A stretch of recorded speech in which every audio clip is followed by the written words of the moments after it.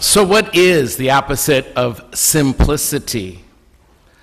Most would say complexity.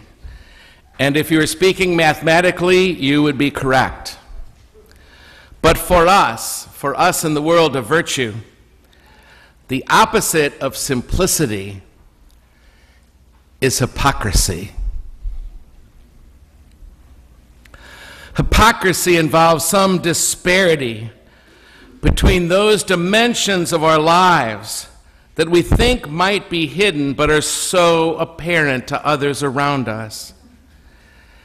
In this culture, we are inclined to hide so much from each other and from ourselves. But the truth is, nothing remains hidden for long. The literal root of the word simplicity is plex, P-L-E-X, which means fold. Fold.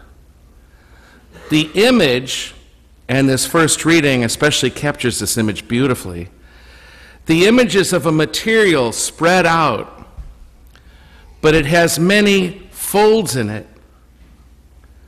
Simplicity means to spread out that material without any of those folds, to spread it out with no folds. True simplicity appears in many places in the New Testament. And where it appears, it's almost always about some sort of altruism, some sort of ready generosity, a free flowingness where life is not folded in on itself.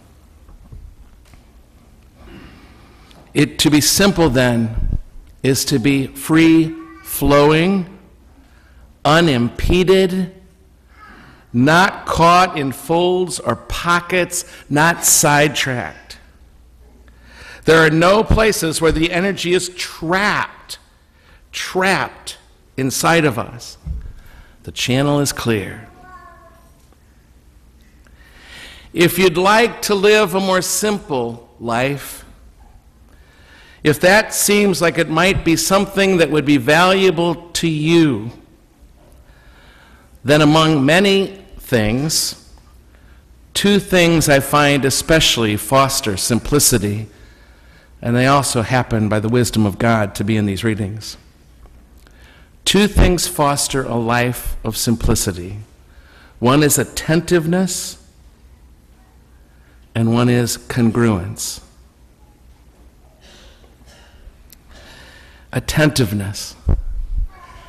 Everything comes together in a moment of attentiveness. We've got to learn to figure out how to move from all these distractions to being attentive if we are ever to experience the simple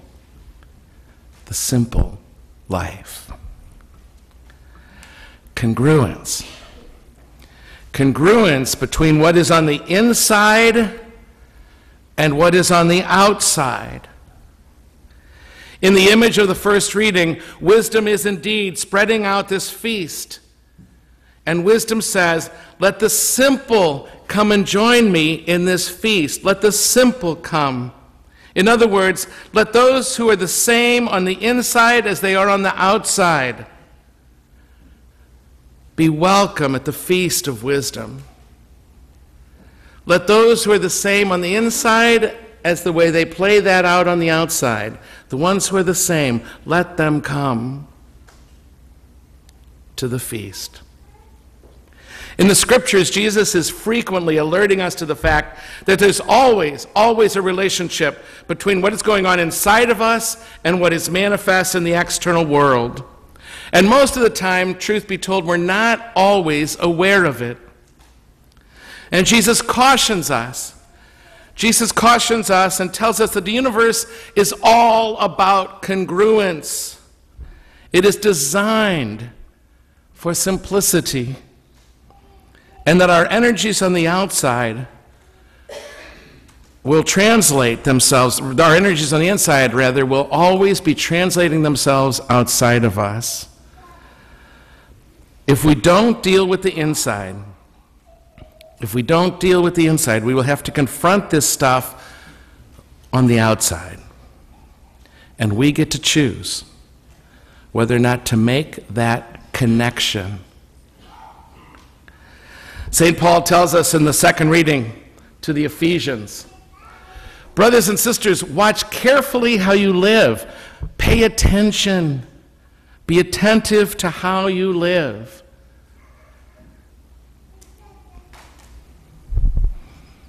That's what we have to start doing if we want to be simple. For example, if God is truly love, then in the image and likeness of love, each of us who is created by this love are love as well. I am love. But the question becomes, am I expressing that? Does that come across? Can people see that I'm love in all my choices? Is who I am on the inside as this love that is God, is that being manifest in the ways I behave? At home, at work, wherever? My friends, there are two things I know of that will help us see how different we are out here than we are in here from what we value and believe. One is community. Community will do that for us. And the other is long-term, honest friendships. Long-term, honest friendships that refuse to be deceived by our games and our pretense. Long-term, honest friends and community will keep us honest out here with who we are in here. And it will become painfully clear if what we do does not match what we believe. Because you know why? Because they're going to tell us. I cannot tell you, one of those long-term friendships I consider to be marriage, I cannot tell you how many times I sat down with a married couple and heard one spouse say to the other, honey, I can't believe you said that to him. Not necessarily to me, but last night or the night before or the week before. Or she to him or he to her. There's just sort of an honesty there because the mirror is up. And she's feeding it back. He's saying, look how you were last night. That's not who I married. That's not who you are. Something outside of us has got to bring that to our attention. They will tell us, long-term, honest friends, there's nothing like them in the world. And community as well, because it's going to come out. And we're going to have to face the truth of what we're like, really, on the inside. Everybody, we know from physics, is just really energy captured in skin.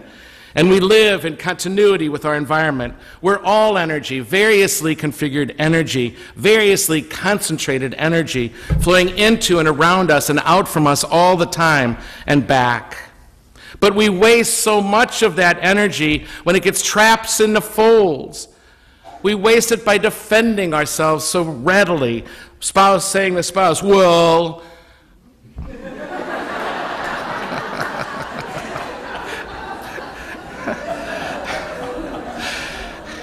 and we block it with our fears of the other, and we get stuck in those folds, and the energy gets deflected and wasted on all this internal management of our image all the time. The edges grow sharper and stronger, and nothing flows.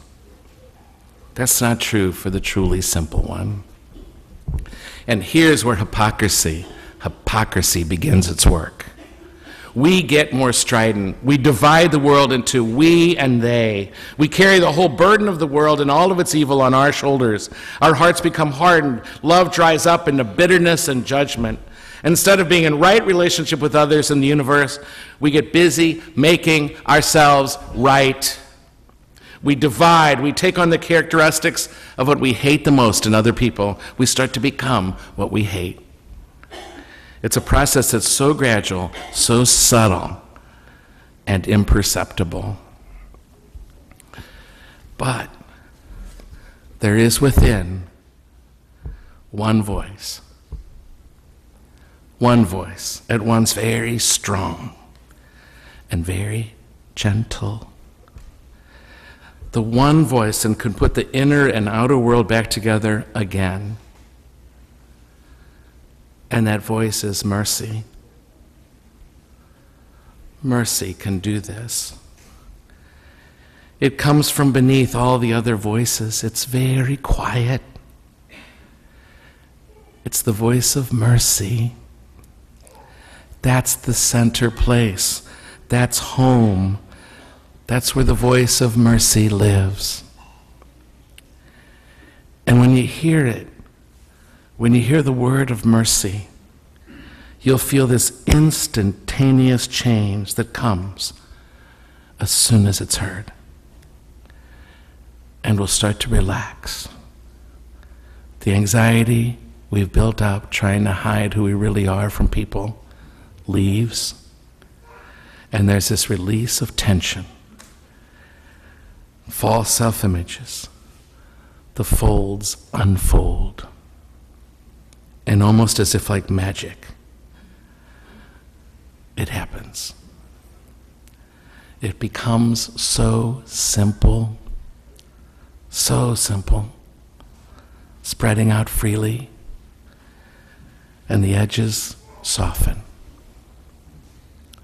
Gradually, painfully, we let go. The energy breaks free of the folds it got caught in. You see, simplicity is achieved in the simplest of ways, by doing our best to be on the outside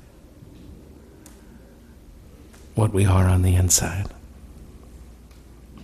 Being alert to the discrepancies and trusting the voice of mercy. We will discover that the rest is God's work. Love will take care of the rest. As we respond to the world around us, all that energy that got stuck in those folds of greed and fear, it starts to unfurl, unfold, and we hear the voice, and we begin to open up and flow freely. We loosen her hold and share more liberally. We give or give away. This is the process of becoming simple.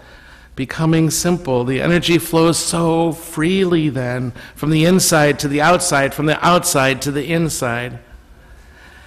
It seems to me, as we stand here at the beginning of a new school year, and the rest of us old people can start to identify with this as well, with students returning back to the Washington University or for the first time, from all over the world really, it's a good chance to begin a new life really for us.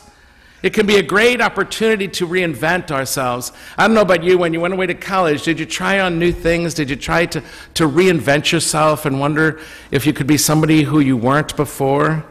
To try on new behaviors and see how it feels? Not so much the made-up personas, not so much the crazy, self-destructive ways of being in the world that we want to try, but in the end we're going to regret. But this time, try being our own true selves. Try that on. Try to resolve to be who you really are, consistently, and seek the truth of how you're coming across to others by daring to ask the question, God is love, I'm in the image of love, how am I not loving you? How am I dropping the ball in my love for you? How can I love you better? Can you imagine how honored your spouse will be, your friend? Imagine how good it would feel to live that way. If you've ever felt like that, even just for a moment, like the inside matched the outside, and wow, this is really happening, you know how good it can feel. To know your energy is flowing freely from the center without being captured in those folds, and the energy flows. The energy that is me, myself, and I flowing. This is a great feeling. It really is. And so I propose to you this morning, standing on the Word of God, that we give it a try. Do we give it a try and feel free, simply free?